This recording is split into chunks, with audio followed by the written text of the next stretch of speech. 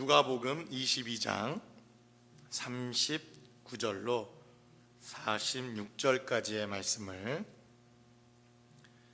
한 절씩 교독하도록 하겠습니다. 제가 먼저 39절부터 교독하도록 하겠습니다. 예수께서 나가사 습관을 따라 감난산에 가시매 제자들도 따라갔더니 그곳에 이르러 그들에게 이르시되 유혹에 빠지지 않게 기도하라 하시고 그들을 떠나 돌 던질 만큼 가서 무릎을 꿇고 기도하여 이르시되 아버지여 만일 아버지의 뜻이거든 이 잔을 내게서 옮기시옵소서. 그러나 내 원대로 마시옵고 아버지의 원대로 되기를 원하나이다 하시니 천사가 하늘로부터 예수께 나타나 힘을 더하더라. 예수께서 힘쓰고 애써 더욱 간절히 기도하시니 땀이 땅에 떨어지는 핏방울 같이 되더라.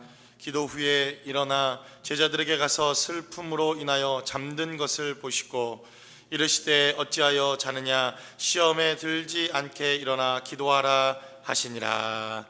아멘.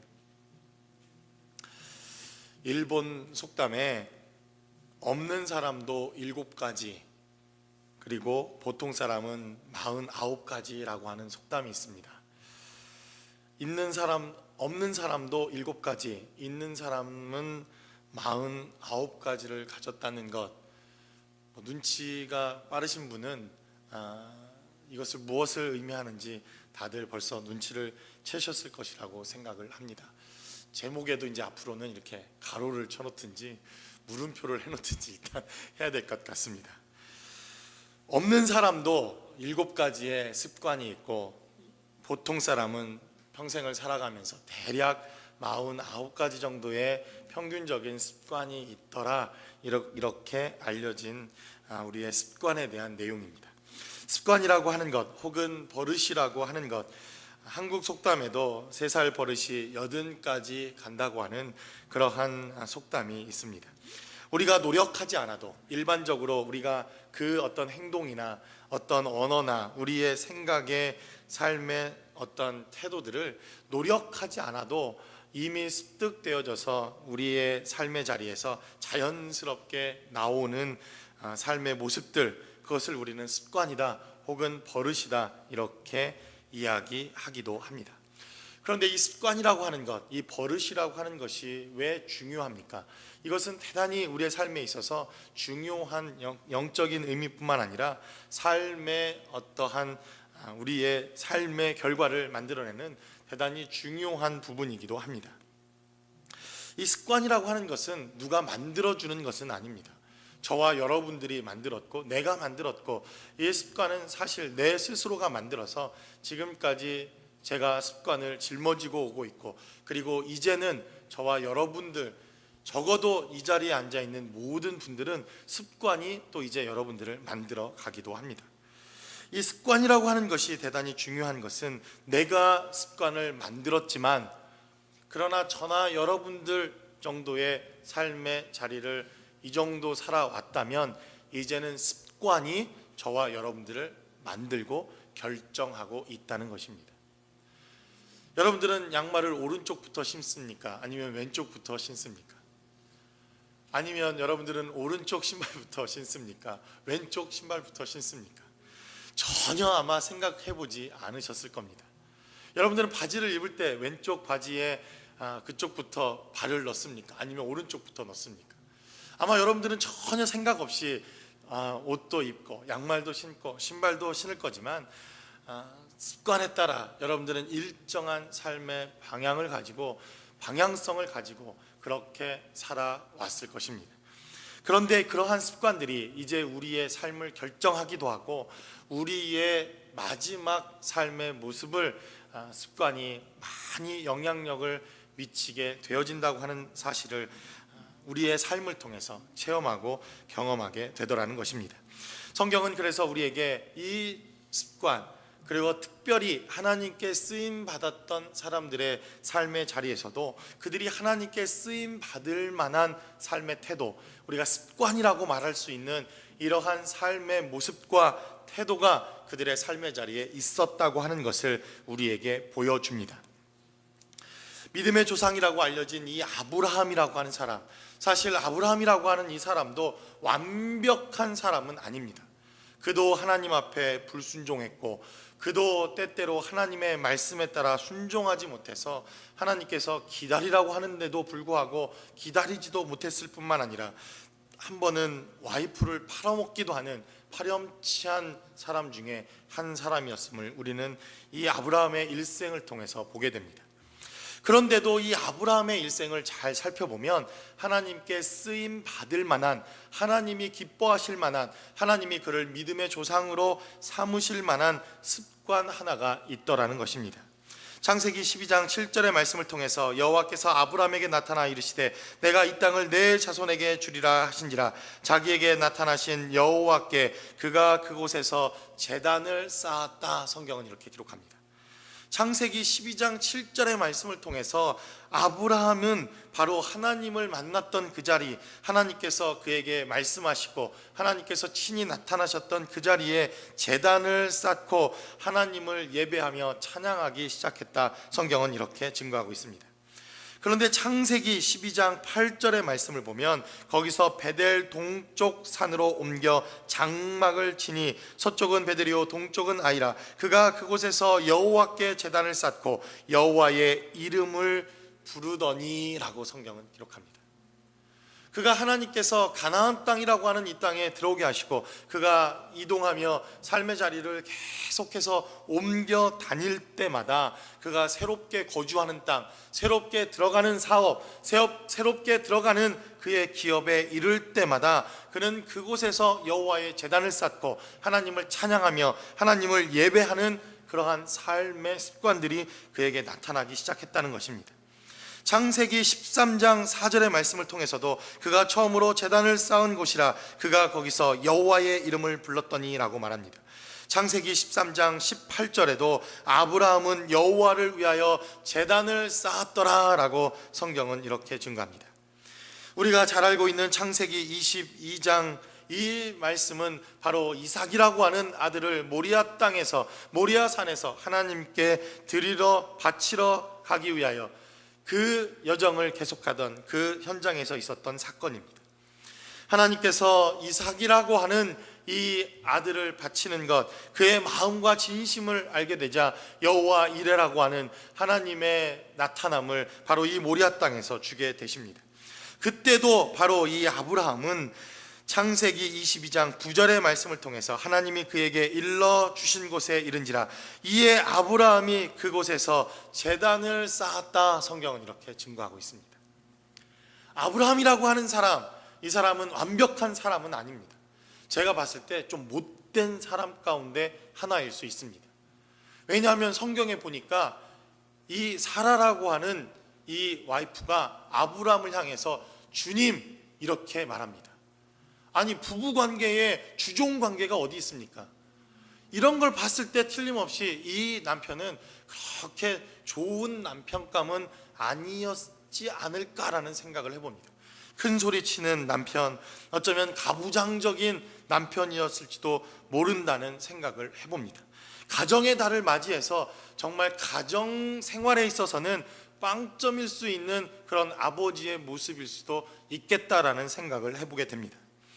그런 아브라함이지만 그래도 아브라함이 하나님께 쓰임 받을 만한 삶의 습관 하나가 있었다는 것입니다. 그것이 무엇입니까? 그는 늘 일상 어디에 있든지 하나님을 예배하고 하나님을 찬양하고 하나님을 경배하고 가장 먼저 우선적으로 하나님을 예배하는 삶의 습관이 그의 삶의 자리에 늘 있었다. 성경은 이렇게 증거합니다. 또한 욥이라고 하는 사람, 성경에 의인 3명을 성경은 이야기하고 있는데 그 중에 한 사람이었던 욥이라고 하는 이 사람도 좋은 습관이 있었다. 성경은 이렇게 증거합니다.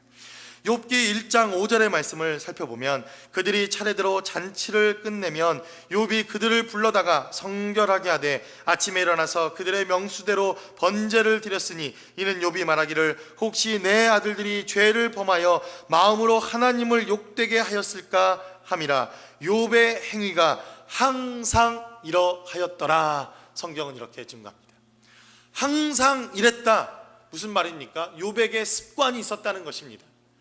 다음 날 자녀들이 잔치를 베풀고 자녀들이 큰 이러한 잔치를 배설하고 나면 그 잔치 가운데 하나님을 잃어버리고 하나님을 떠나고 혹시나 죄를 짓지 않았을까, 이러한 근심과 걱정 때문에 이러한 잔치를 즐기는 가운데 하나님을 잃어버리는 죄를 짓지 않았을까, 이렇게 근심하는 마음으로 자녀들을 위해서 예배하고 찬양하고 자녀들을 위해서 죄를 사하는 제사를 하나님께 드리는 이러한 삶의 습관이 욥에게 늘 있었다는 것입니다. 다윗이라고 하는 사람은 어떻습니까? 다윗이라고 하는 이 사람도 왕이었고 이스라엘의 놀라운 그러한 역사를 이룬 그러한 왕이지만, 그러나 다윗도 허물이 있었던 사람이요, 다윗의 일생을 살펴보면 참 다윗이라고 하는 이 사람도 하나님이 보시기에 정말 너무나도 악독한 죄악을 저지르고 마는 그러한 우리와도 너무나도 성정이 비슷했던 사람 가운데 하나입니다.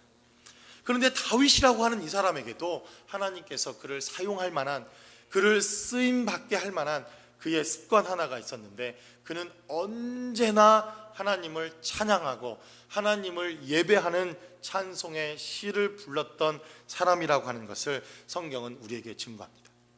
시편이 150편이나 되는 많은 하나님을 예배하고 찬양하는 노래들로 구성되어져 있는데, 다윗의 시편을 보면 그가 목동이었을 때도 하나님을 찬양했고, 그가 왕궁에 있을 때도 하나님을 찬양했고, 그는 전쟁터에 있을 때도 하나님을 찬양했고, 그의 일생의 삶을 돌아보면서도 그는 늘 끊임없이 하나님을 찬양하고 예배하고 노래하던 사람이었다는 것입니다.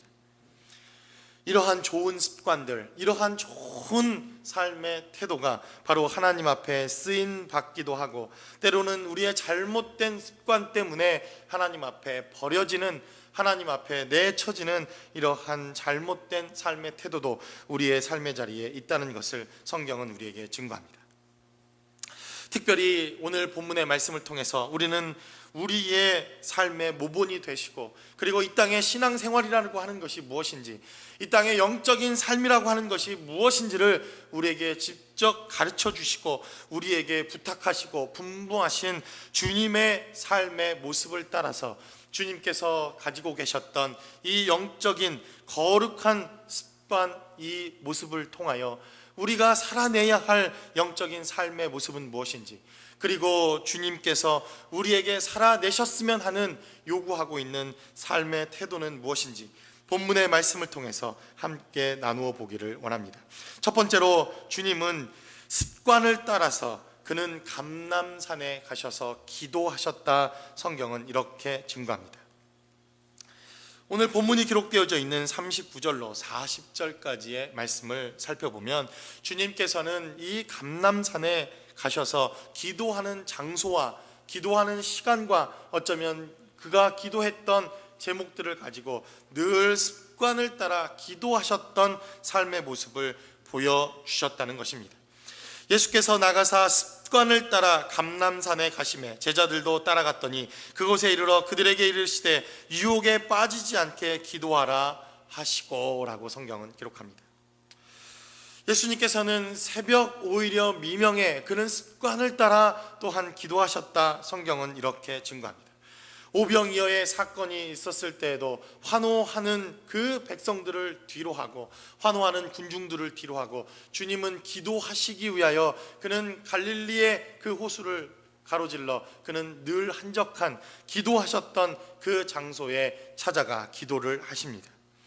주님께서는 또한 제자들에게 주기도문이라고 하는 우리가 잘 아는 주님이 가르쳐 주신 기도를 몸소 제자들에게 가르쳐 주시기도 하셨습니다. 귀신을 내어 쫓고 병든 자들을 고치시고 그리고 죽은 자들을 일으키신 그 현장과 삶의 자리에서도 주님은 늘 습관을 따라 기도하셨던 것을 보게 됩니다. 주님께서 산에서 기도하시고 제자들과 함께 기도하러 가셨을 때에 귀신을 쫓아달라고 제자들을 찾아왔으나 그 귀신을 쫓아내지 못했던 제자들을 향해서 주님은 말씀하십니다. 너희가 기도와 말씀이 아니고서는 결단코 이러한 능력이 나아갈 수 없다. 주님은 이렇게 말씀하십니다. 말씀을 가르치시고 질병을 고치시고 죽은 자를 일으켜 세우시고 하나님의 능력을 나타내신 이후에도 주님은 늘 한적한 곳에 나아가셔서 주님께, 하나님께 기도하며 교제하는 시간을 가졌다고 하는 것, 그리고 주님의 사역 가운데 이 기도가 차지하고 있는 중요함과 비중에 대해서 이야기하는 것은 지나치지 않는다고 생각되어집니다. 그런데 오늘 본문이 기록하고 있는 30절, 40절의 말씀을 통해서 우리는 한 가지 39절과 40절의 말씀을 조금 더 깊이 있게 생각해 볼 필요가 있습니다. 단지 주님께서 습관을 따라 기도하셨다고 하는 것은 다른 사복음서에도, 그리고 다른 주님의 사역이 기록되어 있는 이 공간 복음에도 얼마든지 우리가 생각해 볼 수 있는 주님의 습관이기 때문에 그렇습니다. 그런데 오늘 39절에 예수께서 나가사 습관을 따라 감람산이라고 하는 이 지형, 특별히 이 감람산이라고 하는 이 지형에서 습관을 따라 그가 기도하셨다는 것입니다. 여러분들이 주님의 공생애를 잘 살펴보면 주님의 공생애 기간은 약 3년 정도로 이렇게 알려져 있습니다. 길다면 길고 짧다면 짧은 그러한 시간이라고 생각되어집니다.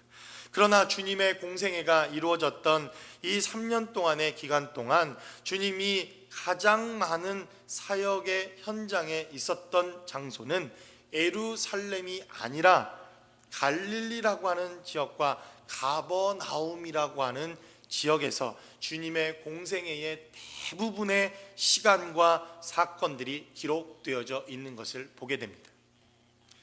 그런데 이 감람산이라고 하는 곳은 어디입니까? 예루살렘이 가까운 그 땅, 그리고 이 누가복음 22장은 이미 예수님께서 그의 공생애의 마지막 십자가를 지시기 위하여 예루살렘이라고 하는 이 땅에 오셔서 마지막 일주일의 사역을 했던 장소, 바로 그 시간에 그 사역의 순서들이 기록되어져 있는 말씀입니다. 제가 여러분들에게 미리 말씀드렸듯이 주님의 공생애의 시간들은 이 예루살렘이 아닌 사실 갈릴리 지역과 가버나움이라고 하는 지역에서 대부분의 공생애에 귀신을 내어쫓고 병을 고치고 하나님의 말씀을 증거하고 제자들을 양육했던 시간들이 바로 그 지역에서 일어납니다. 그런데 여러분, 이 짤막한 시간, 얼마 되지 않는 이 짤막한 시간에 주님은 습관을 따라 감람산이라고 하는 이 지역에서 이미 기도하는 습관을 만들어 내셨다는 것입니다. 이 짧은 여정 가운데서도 주님은 기도라고 하는 이 습관을 따라서 감람산에서 수차례 이미 기도하는 삶을 살아내셨다는 것입니다. 우리는 이 메시지를 좀 주목해 봐야 할 필요가 있다는 것입니다. 습관이라고 하는 것, 버릇이라고 하는 것, 사실 이것은 오랜 시간의 경험과 오랜 시간 쌓여온 삶의 경험을 통해서 우리에게 자연스럽게 습득되어지는 삶의 모습이더라는 것입니다. 그러나 이 짤막했던 이 공생애의 기간, 특별히 예루살렘의 사역, 그렇게 많지 않았던 예루살렘의 사역의 기간에서도 주님이 기도하는 것이 습관이 될 만큼 주님께서는 늘 기도하는 삶을 사셨고 기도의 본을 보여주셨을 뿐만 아니라 기도로 그의 공생애의 모든 사역들이 이루어져 있었다고 하는 사실을 우리는 말씀을 통해서 깨닫게 된다는 것입니다. 그래서 바로 주님께서 기도하셨다는 것, 습관을 따라 기도했다고 하는 것, 그리고 우리가 좋은 습관을 어디에서든지 만들어야 한다는 것, 이것이 대단히 중요한 영적인 의미를 갖고 있다는 것입니다. 두 번째로 우리는 이 본문의 말씀을 통해서 예수님이 가지고 있었던 이 습관 가운데 가장 중요한 핵심이 되는 기도의 제목, 또 특별히 기도의 습관에 대한 메시지 하나를 나누어 보기를 원합니다. 그것은 바로 주님께서 아버지의 뜻을 항상 구하는 습관이 있었다는 것입니다. 42절로 43절까지 계속해서 주님께서는 그 제자들 돌 던질 만큼, 무슨 말입니까? 제자들이 충분히 주님께서 어떻게 기도하셨는지, 그리고 무엇을 기도하셨는지, 그리고 어떠한 모습으로 기도하셨는지 충분히 알만한 거리에서 주님은 제자들과 함께 기도하셨다는 것을 우리에게 보여주고 있습니다. 그들을 떠나 돌 던질 만큼 가서 무릎을 꿇고 기도하여 이르시되 아버지여, 만일 아버지의 뜻이거든 이 잔을 내게서 옮기시옵소서. 그러나 내 원대로 마시옵고 아버지의 원대로 되기를 원하나이다 라고 성경은 기록합니다. 주님의 기도의 습관, 주님께서 늘 일상의 기도로 그의 삶을 사셨지만 이 기도 가운데는 주님이 습관적으로 기도했던 기도의 제목 하나가 있었습니다. 그것이 무엇입니까? 아버지의 뜻을 알길 원했다는 것입니다. 아버지의 뜻대로 기도하기를 원했다는 것입니다. 내 기도가 아니라 아버지가 원하는 삶, 아버지의 경륜과 섭리가 묻어나는 하나님의 뜻이 무엇인가, 그는 늘 묻고 늘 구하고 하나님께 묻기를 아버지의 뜻을 구하는 삶을 살아내셨다는 것입니다. 여러분, 우리가 기도할 때, 저도 기도할 때 얼마나 우리의 삶의 자리에 필요한 부분들을 기도합니까? 저는 그것은 당연하다고 생각합니다. 때때로 우리 성도들의 삶의 기도의 모습과 습관들을 제가 이렇게 쭉 살펴볼 때가 있습니다. 다급한 일이 생겼을 때, 혹은 급한 일이 생겼을 때 우리 성도들의 삶의 자리를 살펴보면 참 기도를 열심히 합니다. 그럴 때마다 제 마음 한구석에 우리 성도들의 삶의 자리에 다급한 일이 좀 생기도록 기도해야 하는가? 만약 우리의 기도가 좀 습관이 된다면, 우리의 기도가 습관처럼 주님께서 기도하셨던 것처럼 그러한 습관적인 기도가 될 수 있다면, 평안할 때도 평안함 때문에 기도할 수 있고, 슬퍼도 그 슬픔 때문에 기도할 수 있고, 기뻐도 기쁨 때문에 기도할 수 있지 않을까라는 생각을 해보게 됩니다. 또 때로는 우리의 기도가 정말 아버지 하나님의 뜻을 구하는 그러한 영적인 깊이가 있는 기도의 삶을 과연 살아내고 있는가 하는 것도 생각해 봐야 할 필요가 있다는 것입니다. 어떤 목사님께서 늘 자기만을 위한 기도를 하는 자매를 향해서 이렇게 권면을 했답니다. 자매님, 이제 신앙의 연륜도 좀 깊어졌고 신앙생활을 시작한 지도 꽤 되었으니 자신을 위해서 기도하는 기도를 좀 벗어나서 이제 조금 더 영적인 기도, 하나님이 좀 기뻐하시는 기도를 해보는 것이 어떻겠습니까? 이렇게 권면을 하자 얼마나 좋은 권면입니까? 이 자매님이 그러면 목사님 어떻게 하면 되겠습니까? 이렇게 묻더라는 겁니다. 그래서 목사님께서 그러면 일단 자신의 기도보다는 누군가 다른 사람을 위해서 중보 기도를 먼저 시작해보는 것은 어떻겠습니까? 다른 형제 자매들을 위해서, 혹은 다른 가정을 위해서, 나라와 민족을 위해서 이렇게 기도를 먼저 시작해보는 것은 어떻겠습니까? 이렇게 제안을 하자, 권면을 하자 그 자매님이 너무 기쁜 마음으로 그렇게 하겠습니다, 이렇게 기도를 시작하더랍니다. 그리고는 목사님께서 우연히 이 자매의 기도를 이렇게 들었는데 너무나도 기특하게도 어떤 형제를 위해서 기도하기 시작합니다. 하나님, 저 형제에게 지혜를 주십시오. 저 형제에게 물질도 주십시오. 저 형제에게 정말 좋은 차도 주십시오. 저 형제에게 직장도 주시고 자손의 축복도 주시고, 그리고 배우자의 축복도 주시고, 정말 이 땅을 살아가는 동안 부족함이 없도록 저 형제를 축복해달라고 기도하더랍니다. 목사님 얼마나 감동이 되겠습니까? 와, 내가 이렇게 부탁을 하니 또 이렇게 기도하는구나. 그런데 그 자매의 마지막 기도 소리가 들리더라는 겁니다. 저 형제가 나에게 프로포즈하게 해주십시오.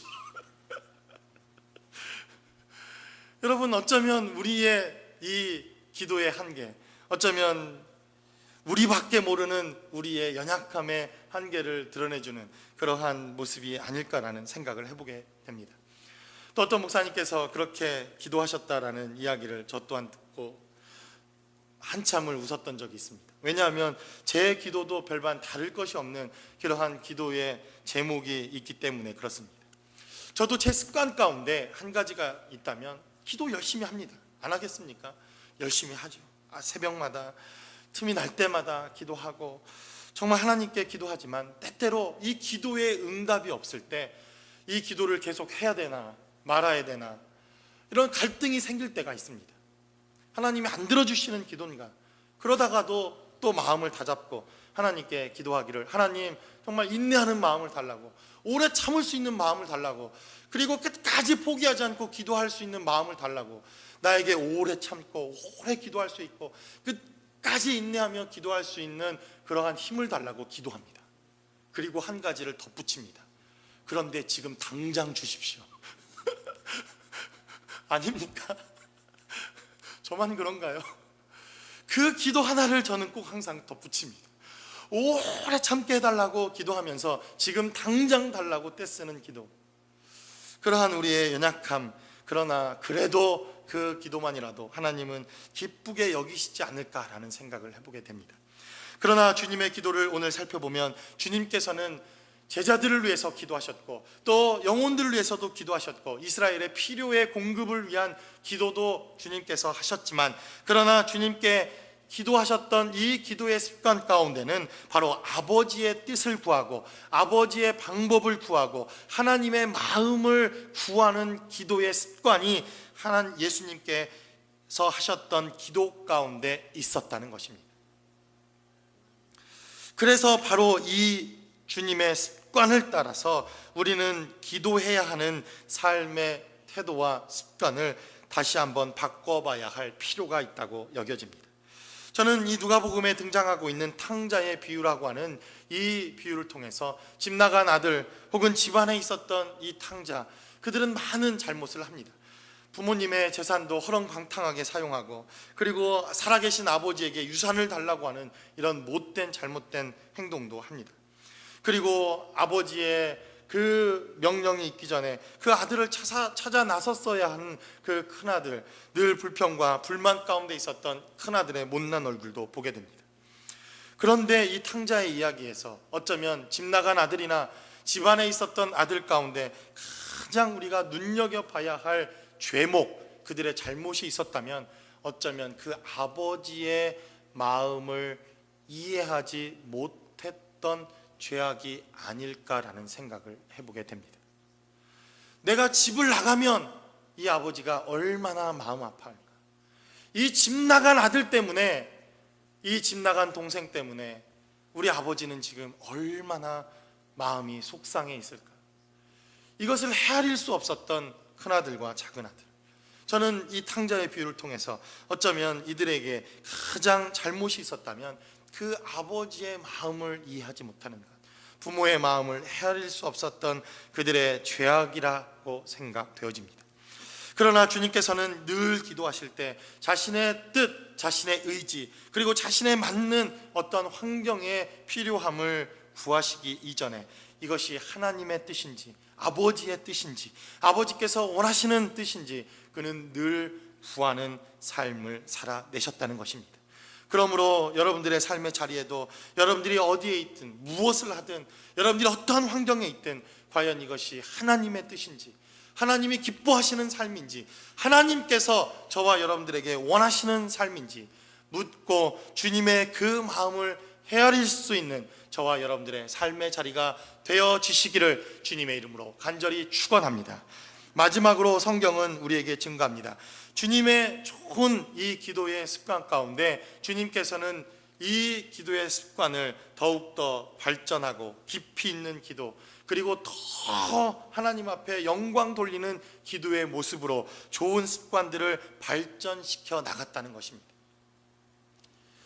여러분, 이 습관이라고 하는 것, 이것은 사실 사용할 때 긍정적인 뜻보다는 부정적인 이러한 의미로 사용될 때가 훨씬 많습니다.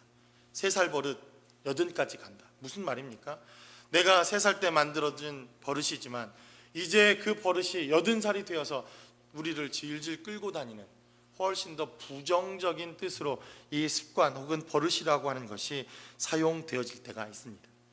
그러나 우리는 이 주님께서 보여주신 기도라고 하는 이 습관의 삶을 통해서, 기도라고 하는 이 거룩한 주님의 습관의 모습을 통해서 우리는 좋은 습관을 우리의 삶의 자리에 가져야 할 뿐만 아니라 이 습관을 통해서 더욱더 좋은 습관, 더욱더 좋은 삶의 태도, 더욱더 발전된 우리의 삶의 모습까지 나아가는 이러한 삶의 습관이 필요하다는 것을 본문은 우리에게 증거합니다. 43절로 44절까지 성경은 기록하기를 천사가 하늘로부터 예수께 나타나 힘을 더하더라. 예수께서 힘쓰고 애써 더욱 간절히 기도하시니 땀이 땅에 떨어지는 핏방울같이 되더라 라고 성경은 말합니다. 천사가 나타나 예수님께서 기도하시는 이 기도에 힘을 더했다, 성경은 이렇게 말합니다. 그러자 예수님께서 힘쓰고 더욱 간절히 기도하고 애썼다, 성경은 이렇게 증거합니다. 그러자 주님의 이 머리에서 땀이 맺혀지기 시작하고 그의 얼굴에서 이제 이 땀방울이 핏방울이 되기까지 이 기도는 점점점 깊이 있어지고 점점점 영감이 넘쳐나는 기도가 되어지고 하나님의 뜻대로 구하는 기도가 되어지기 시작하고 하나님이 기뻐하시는 기도로 이 기도의 깊이가 점점점 더해지더라는 것입니다. 우리는 이러한 삶의 습관을 통해서 영적인 삶의 습관도 훨씬 더 주님이 기뻐하시는 삶의 방향으로 나아가는 것이 저는 필요하다고 생각되어집니다. 그런 의미에서 새벽 기도가, 그런 의미에서 날마다 큐티하는 습관, 날마다 말씀을 묵상하는 습관, 날마다 하루의 일과를 감사하는 기도로 마치는 습관, 이러한 모든 습관 하나하나가, 영적인 습관 하나하나가 모이고 또 모여서 어쩌면 우리에게 하나님께서 주시는 엄청난 큰 사역들을 감당할 수 있는 이러한 삶의 습관이 우리에게 나타나기를 우리가 기도해야 한다는 것입니다. 오늘 본문을 살펴보면 주님께서는 이 천사가 와서 힘을 주는 것으로, 더하는 것으로 이 기도의 수준이 거기에 끝나지 않았다, 성경은 말합니다. 주님께서는 이제 더 힘쓰고 더 애쓰고 더욱 간절히 기도하기 시작합니다. 땀이 흐를 때까지, 아니 그 땀방울이 핏방울이 될 때까지 주님께서는 이 기도의 능력을 더 극대화시키고 발전시켜서 하나님이 기뻐하시는 기도의 삶의 결론을 우리에게 보여주셨다고 하는 것입니다. 그래서 삶의 습관은 대단히 중요합니다. 그리고 삶의 이 영적인 습관을 우리가 시작하는 것 대단히 중요합니다. 또한 잘못된 우리의 신앙의 습관이 있다면 그것을 빨리 제하여 버리고 잘못된 우리의 신앙의 습관을 빨리 좋은 것으로 바꾸는 것, 이건 역시도 대단히 중요합니다. 이 오늘 말씀을 보면 아까 우리 목사님께서 우리 또 대표 기도를 해주시면서 마지막에 정말 간절히 한 번도 아니고 두 번이나 그렇게 간절히 예수님의 이름으로 기도하시면서 이 기도를 마치시는 것을 또 들었습니다. 여러분, 이 간절이라고 하는 이 단어, 제가 여러분들에게 언젠가 한번 설명해 드린 적이 있습니다. 간이 저리도록, 우리 안에 있는 이 내장에 간이 막 저릴 만큼 하나님께 기도한다는 표현, 이것이 바로 간절이라고 하는 기도입니다. 근데 여러분, 혹시 이 간이 아파 보신 분이 혹시 계실지 모르겠지만, 이 간이라고 하는 우리의 이 신체의 부위는 우리 몸에서도 가장 감각이 둔한 신체의 장기 중에 하나입니다. 여러분들 심장이 어디에 있는지 감각해 보고 싶으십니까? 그러면 간단합니다. 한 교회 주변을 한 10바퀴만 돌아보십시오. 그러면 심장이 아주 그냥 들어왔다 나왔다, 여러분들이 심장이 어디에 붙어 있는지 금방 감각할 수 있을 겁니다. 한 10바퀴만 여러분 이 주변을 뛰어보십시오. 그러면 내 허파가 어디에 있는지, 또 밥을 많이 먹으면 금방 배가 아프고 또 밥을 안 먹으면 얼마나 배가 고픕니까?